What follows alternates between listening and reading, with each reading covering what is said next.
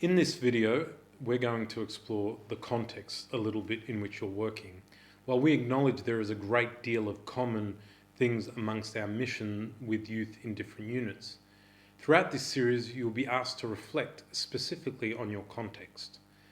For this to occur, we really need to make an effort to observe and listen to young people and understand the challenges that they face. Listening and observing are skills that every leader needs to work on and make a real conscious effort with. It may be informal, or it might be more formal through reading research that has been published. Another important way of listening is through feedback after a particular event.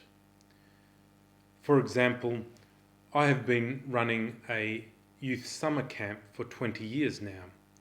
What we do on the camp and the format, the talks and the activities are very different today than what we started 20 years ago.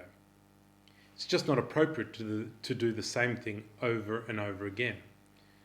This is important because the context in which a young person is living now is very different to the culture and the context in which they were living 20 years ago. At the end of every summer camp, the participants are asked to fill in a feedback form. And once the camp is finished, the leaders gather for a lengthy debrief session and clear notes are taken. Before starting the planning for the next camp, the leaders will take the feedback and the notes from our debrief and review them and read them and make sure that the suggestions and information we have received influences the next camp. It's important to be open to being challenged by young people. You don't have all the answers, and you certainly don't need to come up with all the ideas. We need to listen to young people and hear their needs so that by walking the journey of faith with them, we become missionary disciples of Christ together. While our contexts are different, the Commission recognises the importance of the Damascenod charism, which unites us in the diversity of our contexts.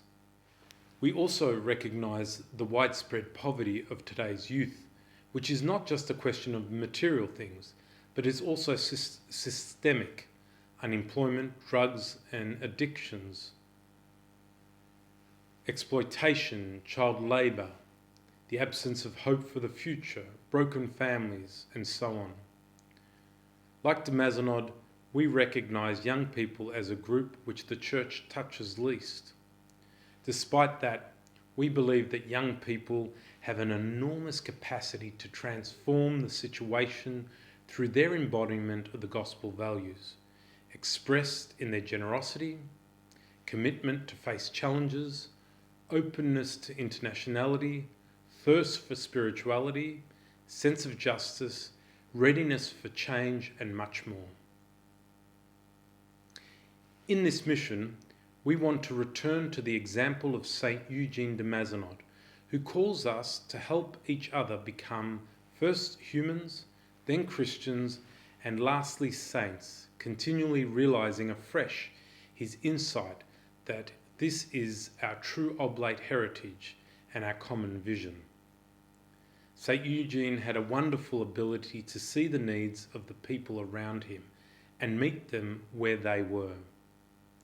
Eugene recognised the need of the prisoners of war. He recognised the needs of the working class, and he preached to them at a time and in a language they could understand. He recognised the needs of young people in Aix, and he responded.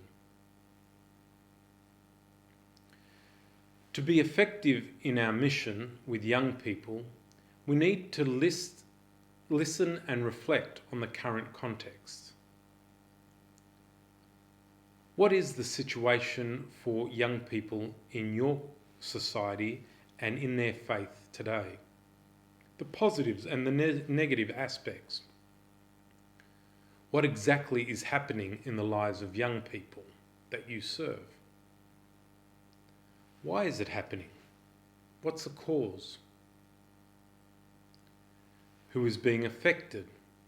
What are the consequences of what's occurring? What is the history of the situation?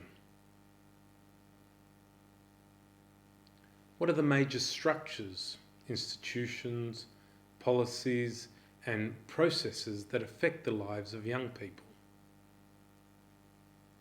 One of the questions I like to ask young people is, what's occupying their time at the moment? What are they wasting time on?